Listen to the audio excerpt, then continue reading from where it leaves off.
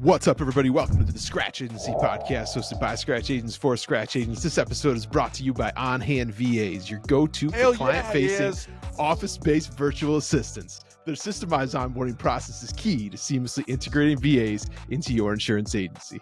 My name is Stephen Turnbull, founder of T5 Insurance Services in Clinton, New York, and I'm joined by my co-host today, the one and only, you already know, hold your applause, Mr. Sean Fitzgerald, founder of LAF Advisors in Long Island, New York. Everybody knows by now who we got on the show, the one and only that we are super excited to welcome on today's show, agency owner of iProtect Insurance and Financial Services, as well as the co-host of the Great Insurance Guys podcast, Mr. Scott Howell. Scott, thanks for joining us today, sir. Man, thank you guys for having me. I'm so proud of both of you. You know why, don't you? Because you're damn doing the thing. You know, a lot of people call me, a lot of people email me. Had a guy reach out to me last night on Facebook Messenger. Hey, I need starting a podcast. Well, y'all are doing the damn thing. We're here. We're doing it right now. We're here. 73 today. That's fantastic. I know I tell people. Johnny Gwynn, our producer, told me this when we first started. Scott, no matter what happens, do 50 episodes, 50, and then after that, you can decide whether this is something you want to keep doing. But there's something that happens at 50 episodes. And I can't even hardly explain it. Maybe you guys can verbalize what that it is. But it's like, people call me all the time. And they're like, we started our podcast, Scott, and we only got 6 listeners. And I said, yeah, Joe Rogan started and got 6 listeners the first time he did it. So it just takes that consistency that the two of you guys are showing right now to just and keep it. And I'm just so proud of both of you. Thanks, appreciate you saying that. Yeah. You know, before we started the podcast, you and I spoke, and that was one of the things you told me. You said, just get the 50, and then figure it out. And you were so spot on, because at 50 is when we started noticing. Yep. I guess you'd call it traction. People reaching out, people interested in it. So yeah, 50 was definitely a big one. Now we're trying to get to 100 and then figure it out from there. I hear you, man. I hear you. Well, anything I can do to help you, let me know. Appreciate I may be giving you guys a call with some big news to report soon. And you may want to be a part of it. You may not, but we will see. Exciting. I was talking to Bradley about it when I was on the way over here today. So I'll fill you in on that later. It's a little inside baseball. Awesome. I like it. Awesome. Yeah. Scott, I want to, before we get started and get in the deep of what we wanted to talk about, I want to thank you, because I to your and Bradley's show when I was at the family agency, and I was thinking, man, am I going to really try to do this Scratch thing?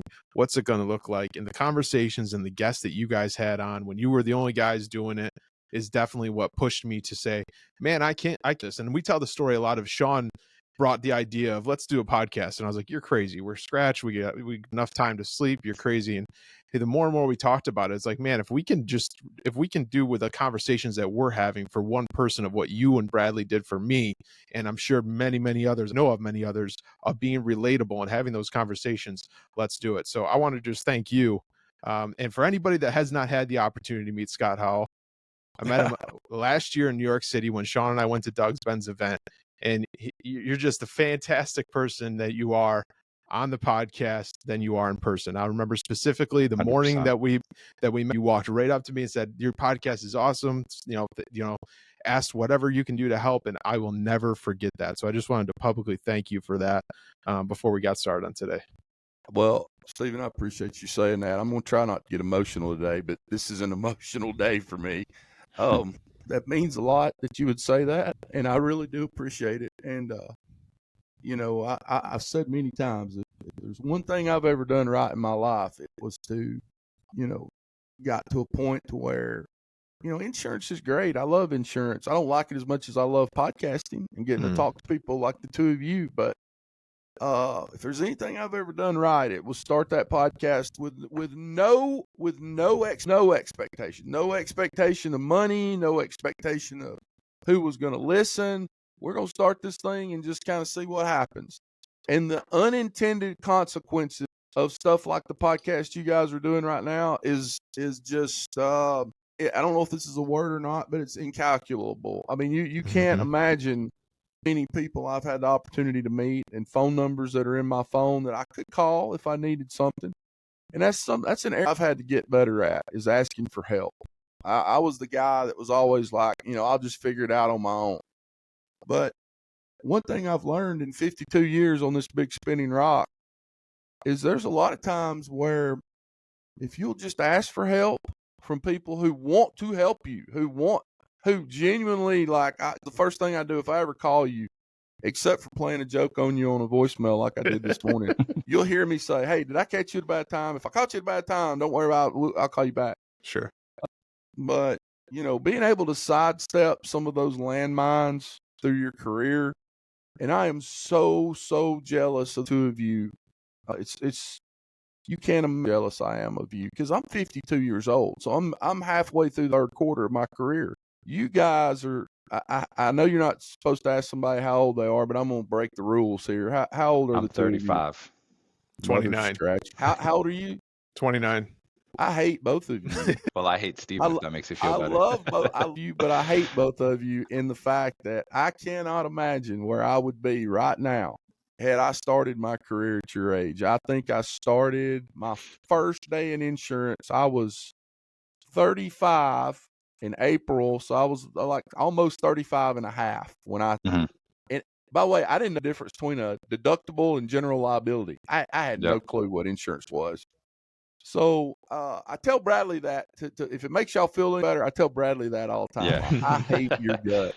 Scott. You are 35 years old and you've got as big, if not agency, than I do now. So Scott, I just got to tell you a quick story about that real quick. When I went to get my insurance license, I went in person when I was 21. Right. And I remember this was like one of the main reasons I stayed in insurance. No joke.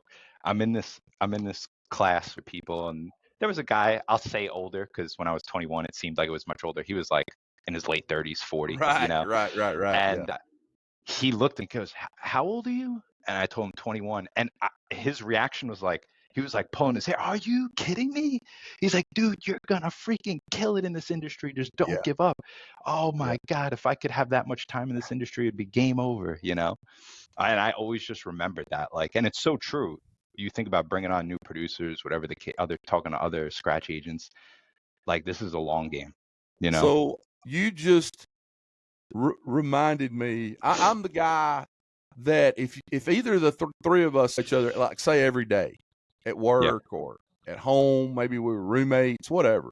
I'm the guy that forgets all the big stuff until a month or two later. I do it to my wife all the time. I'm like, oh yeah, I forgot to tell you that really big thing that happened a month ago that I just forgot. Well, you just reminded me of a story, telling that story. And had a great career in insurance, but it's been marked by moments in desperation and horrible things, horrible events. A girl that I caught stealing, she stole over a 10-month period $104,000. And what she was doing when I wasn't here, because sometimes I'll come in at 9 or 10 o'clock in the morning. Now I might work, like last night I worked till 7 here. But if I wasn't here, she would come in here in this office from her office behind me, walk in my door. She'd open up this right-hand desk drawer, and I used to have a checkbook in here that I don't have anymore. And she would write herself 2 or 3 checks off of our brokered account, our trusted for agency billed business. Yep. And she knew that we kept a pretty good sized buffer for, stuff that maybe whatever. We just always kept a pretty good buffer. And she stole now thank God she didn't steal client premium, but she stole over a 10-month period $104,000. And that was a terrible situation. She is right now in the middle of her criminal defense attorney negotiating with the district attorney's office on what she's going to get, because I tell all my people, in fact, I'm going to tell them today after this podcast, because we got a staff meeting right after this podcast. I'm going to tell them again, if I catch you stealing the money, you're going to jail. Mm-hmm. I have to prosecute you if I catch you stealing the money. Set the example. Because if I don't prosecute you, then now it's not on your record. Now you go 60 miles away, or you live up in Nashville, go work for another insurance agency or a bank, and now you're doing it again. So I have to prosecute you, right? But you just reminded me of a story that I had completely forgotten about, because you're talking about your insurance license, getting your license. Yep. I went to and I knew that at that time I'd been in the construction business, and the mortgage crisis happened, and you could not give a house away. Like, you could have built in the world and you couldn't got somebody to buy it because banks just weren't loaning money. So when I made the decision that I'm going into insurance, this is it for me, this is going to be my career for the rest of my life, I'm burning the ships, right? I studied for that damn insurance license, property, casualty, life, and health, like I was studying for the bar exam. Like, go to the library, study all day. And I did this for 2 or 3 weeks. I had note cards. So the first thing they taught me was, this is a little life hack for all you agents out there. Take the life and health first, because it's an easier test. And then once you take the life and health, you go do the P&C study stuff and then take the P&C. So did the life and health, made a 92 on the exam. I'm a licensed life and health agent. Next week, I go through the P&C course. And that's the other thing. Take the test as soon as you can. So you need to schedule where, like, you go to the in-class person stuff for a week, and then maybe that next Tuesday you take the test, right? Yep. Because you don't want too much lag to go by, because you'll forget. Y'all, I go into the damn, it was at a community college here in Alabama. I go in, I sit down, killing the P&C test, just killing it. It's pretty hard. A lot of people fail it. And I feel good about it, man. I got all, y'all, we get 3/4 of the way through that damn test. And it's on a computer. It's click, mouse, ABCD kind of thing. Lightning storm, probably the worst lightning storm I have ever heard in my entire life. I mean, it sounded like bombs going on off outside this classroom. About the time my finger is going to hit submit, the freaking power, all the computers go off. Everybody's looking around like, what the hell? Had to retake the test again that day. Oh my! If that's not a Scott Howell story. Seriously. Are you kidding me? Are you kidding me? I don't think any of us are that surprised, Scott. Scott, a lot of the podcasts are scratch agents, people that are thinking of maybe going scratch, but from the community that the people that we talk to that listen to the show, really, I would say in that 1 to 5 year mark of starting an agency. Sure. Yeah. Without going through your specific background and everything, let's instead take us back to those days of you building your insurance career and building the agency, and maybe the dark days of the time of building your agency that the listeners may be in right now that they can relate to. Let me say this, guys. I feel you. I've been there. I got on with Nationwide as a scratch agent, and I did not have one policy, not one policy the first day I started. And then about day 14 of me being in the insurance business now I had been a State Farm associate agent. I was making, I think my 2008 W-2 from April to December was State Farm, and I've got it here in this office somewhere. $16,182 is what I made that year. But when I started Scratch, it was about 2 weeks in, I met with my sales manager, and I was needing help because she wasn't giving me any help. It was just, and she looked me dead in my face, and she said, Scott, it's just sink or swim, buddy. Moved me up to Huntsville, Alabama. I did not know one person. And it was a tough go first 18 months, 2 years, something like that. But the advice that I would give people is this. Do exactly what I said when this podcast started. Treat insurance your first 3 or 4 years like you're in graduate school. Stay 30, 45 minutes, an hour later every day, and read the actual policies you're selling. We're about to get right with the Lord in my agency with my bunch about how to sell against your competitors. And what I mean by that is, if I know the insurance policies that I sell front to back and what's in them and all that, exclusions, those kinds of things, and I know my competitors, like what State Farm's new homeowners policy has or doesn't have. Well, now I've got something I can sell against. And I tell people all the time, competence equals confidence. The more you understand something, the more competent and then the more confident you get. And that confidence comes over on the telephone. And I've reached a point in my career where I can say anything to anybody on the phone. And I'll get my agents on a 3-way call with me. And I'm like, I just want you to listen. Just listen. You can add, you can interact, or I might say, what do you think about that? But I want you to mainly just listen to the things I say. And I can say shit now that when I was 35 and getting started, I would have never even, I would have been like, I can't believe you just said that. But I'm literally like now, I'll just call people up and I'll say, look, you're about to put your insurance with me. And here's why. Here's why you're going to do it. So there's only about 4 reasons why somebody that has an insurance policy gets jostled. I love that word, jostled, i.e. shops. Number 1, price. Well, if you run it through all your carriers or your carrier, if you're a captive, do y'all have any captive listeners, do you think? Or, I don't know if you do or not. I think a few. Some farmers, guys. Yep. Yeah. Well, if I have multiple carriers or I've just got one carrier, and, the easiest part of insurance today, right now, March the 13th, 2024, is prospecting because everybody's insurance has gone up. Mm-hmm. So I can pick that phone up and I can call anybody and go, hey, I bet you I guarantee you I know one thing. I don't know much, but I know your insurance has gone up. And they go, oh, yeah. In fact, I'm glad you called, Scott. I'm shopping. But there's only about 4 ways people shop. Number 1 is price. And if you don't have price on your side, happens to us all the time.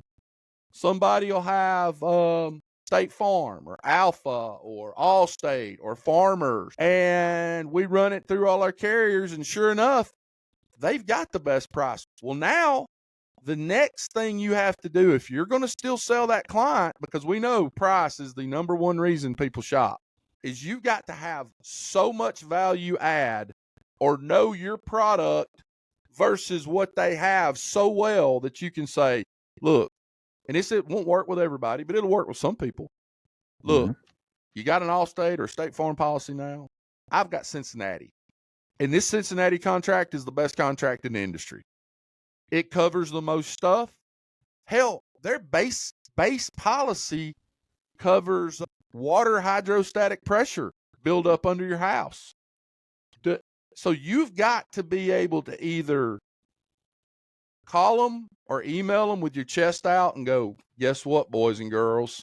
I just saved you $800. Or if that's not going to work because maybe you're $200, $300, $400, $500, $600, $700, $800 higher, you've got to be able to speak intelligently in a way they understand as to, yes, I'm higher. Here's why I'm higher, but here's all the stuff you're getting that you don't have currently. And I'll take it one step further. So when I call somebody as a prospect, I did it 2 or 3 times last week. People will call me, leave a voicemail. Hey, Scott, this is Karen Stevens. I'm in Owens Crossroads, and I heard about you from somebody, and I just want to get a quote on insurance. About minute 3 of every one of those calls, I'll say, you know why you're going to put your insurance with me?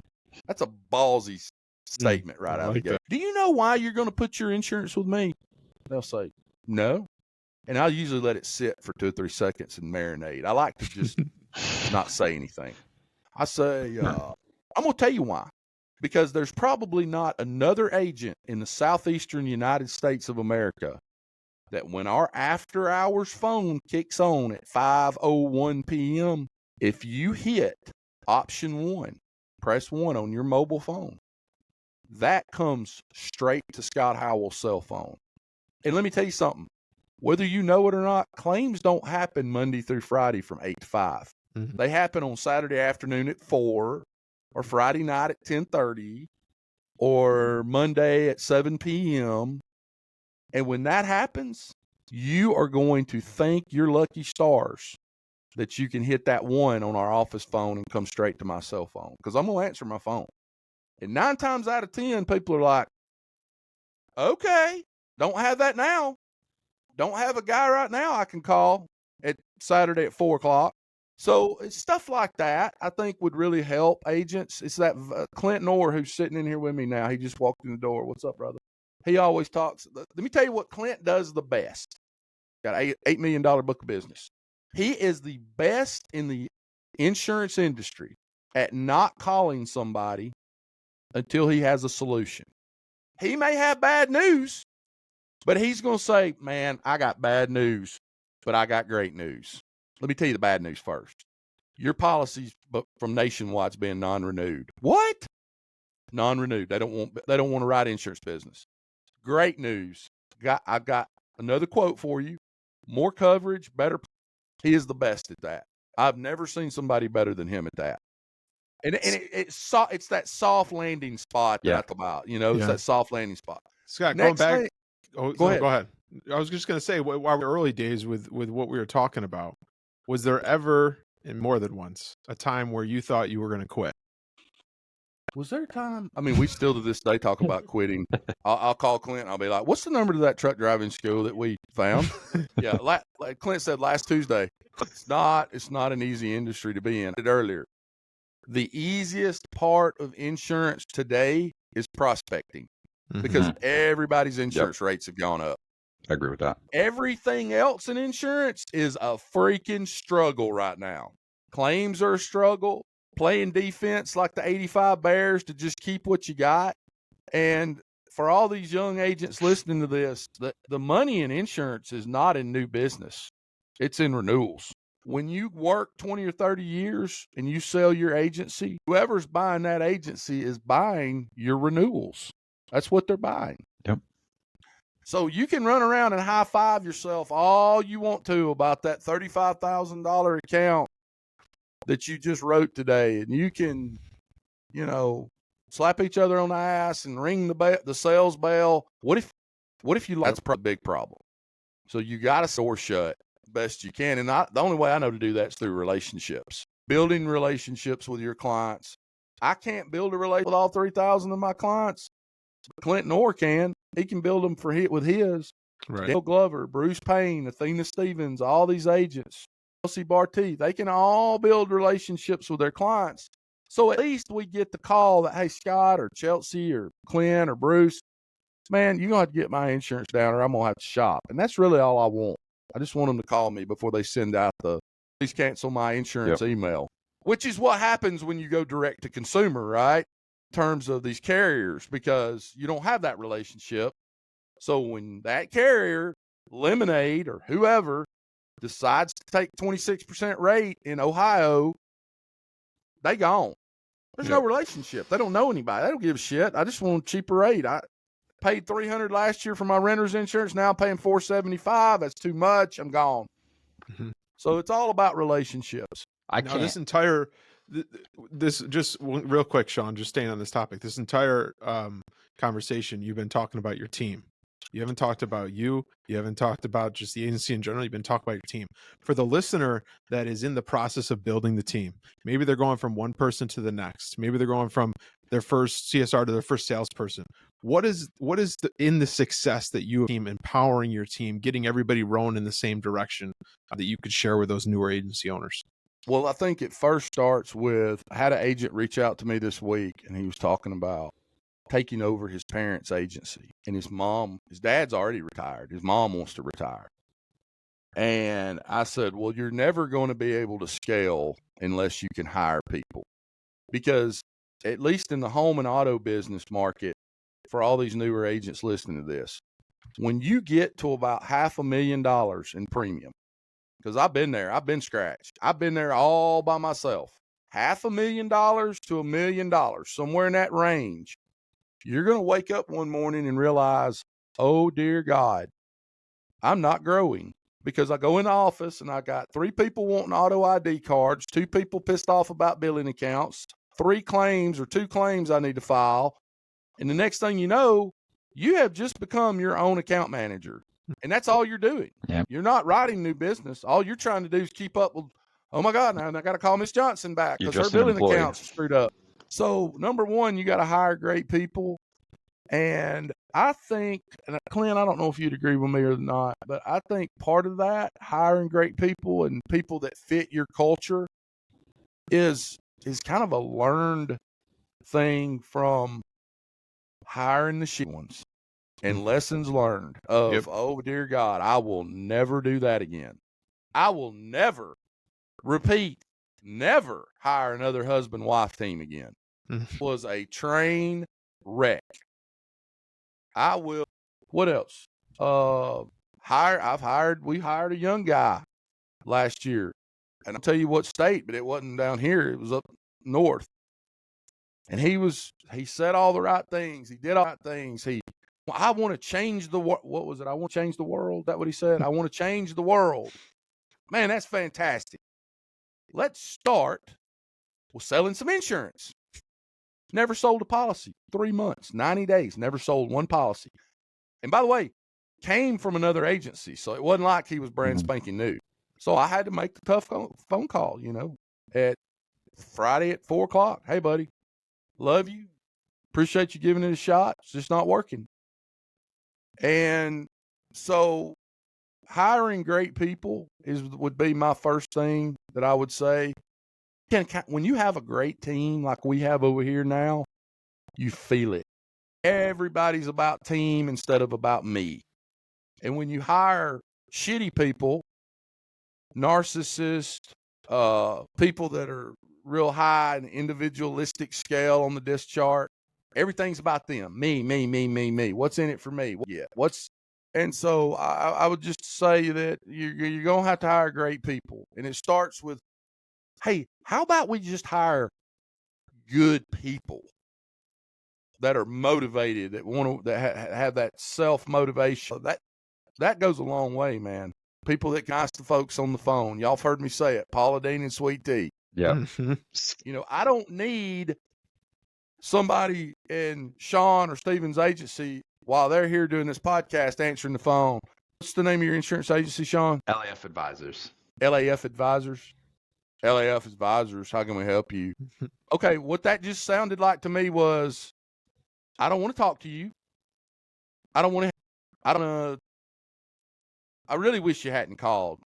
Because as I jokingly say all the time, if it for these damn employees and these damn customers, this job would be so easy. Be so simple. We could just sit here and play Xbox all day and smoke a little weed and hang out, eat some Cheetos in our underwear. It'd be super simple, wouldn't it? Sounds like a good time, man. Yeah. Just basically be back in college again. Yeah.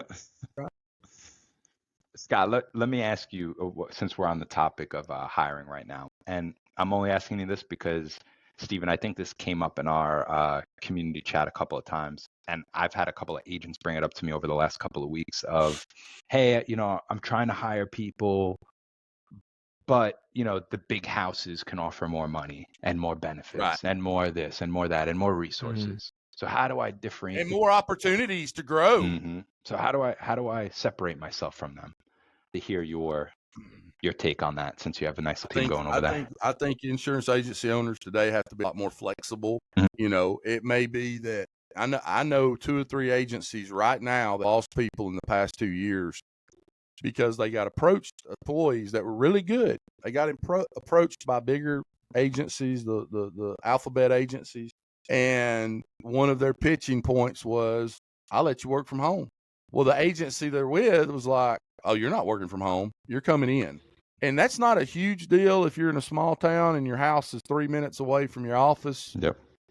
And you can jump in the shower at 8:15 and still be at the office by 8:30. But if you live in Atlanta, Georgia, and going 5 miles takes you about an hour and a half, that's a big deal. Yeah. So, I think you have to create a culture of treating employees like family.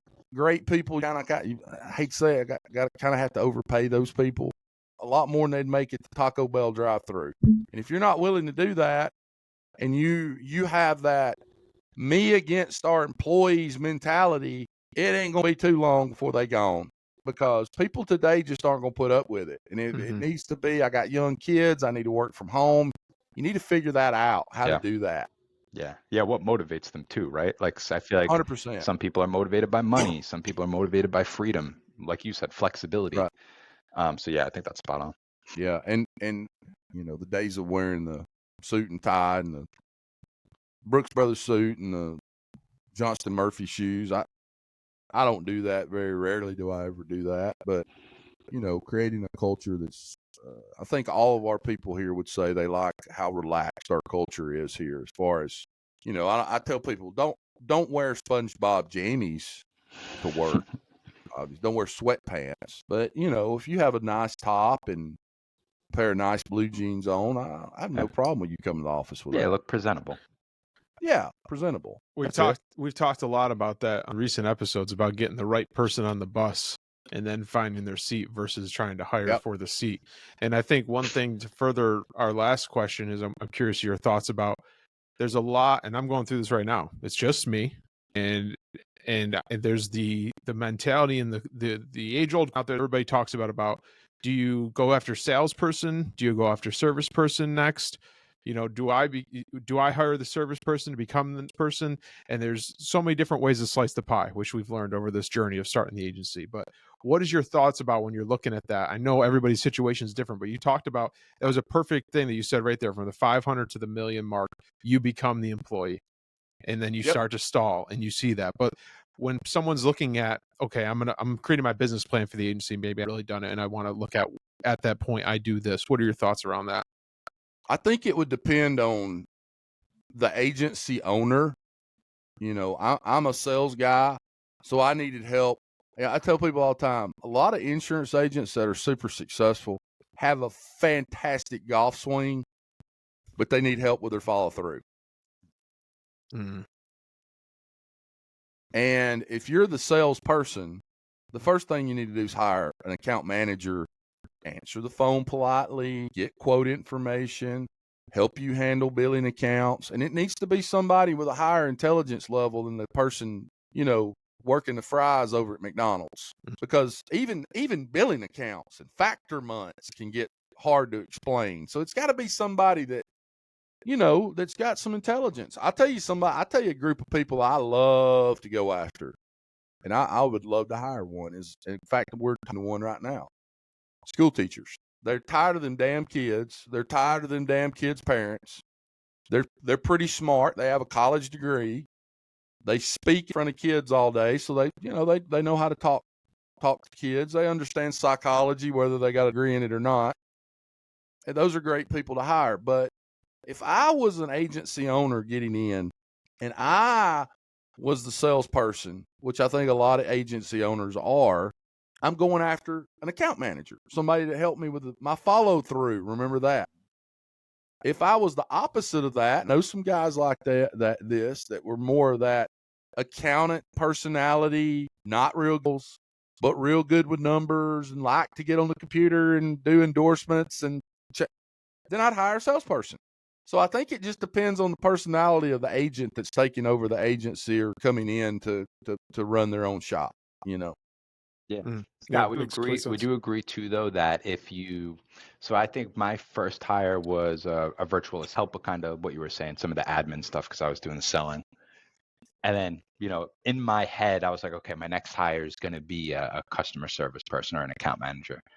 Mm-hmm. But what happened is I stumbled across an amazing person who wound up being a producer, Yeah.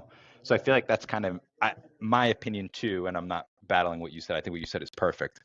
But I think if you come across the right person, don't shut it out completely. You know what I mean? 100%. Would you? 100%. Yeah. If you run, if you're in a situation, especially if you can do it, or you can do some kind of 1099 contractor type scenario or whatever. And I'm just trying to think about this from somebody who's only got a couple $100,000 in premium. Yep. You run across a rock star, you need to figure out how to make it work. Yes. Right.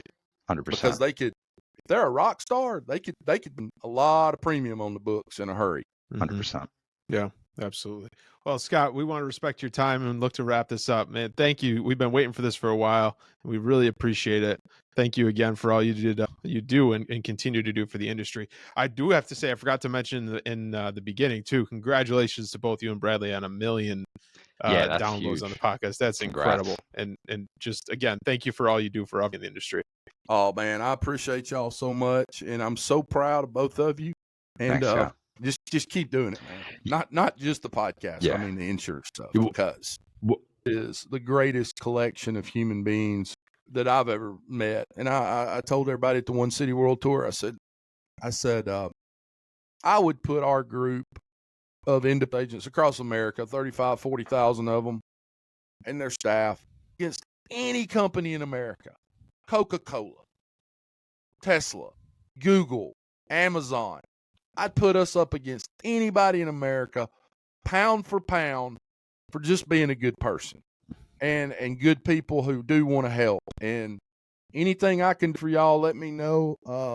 Look forward to seeing y'all again, breaking bread together soon too. Thanks for having me on, guys. We look forward to it as well. Everybody, that's another episode of the Scratch Agency Podcast. Thanks for joining us. Do us a favor, like the show, share the show, and subscribe. Most importantly, remember to dig down deep, believe in yourself, and own your own future. See you next week. Take care.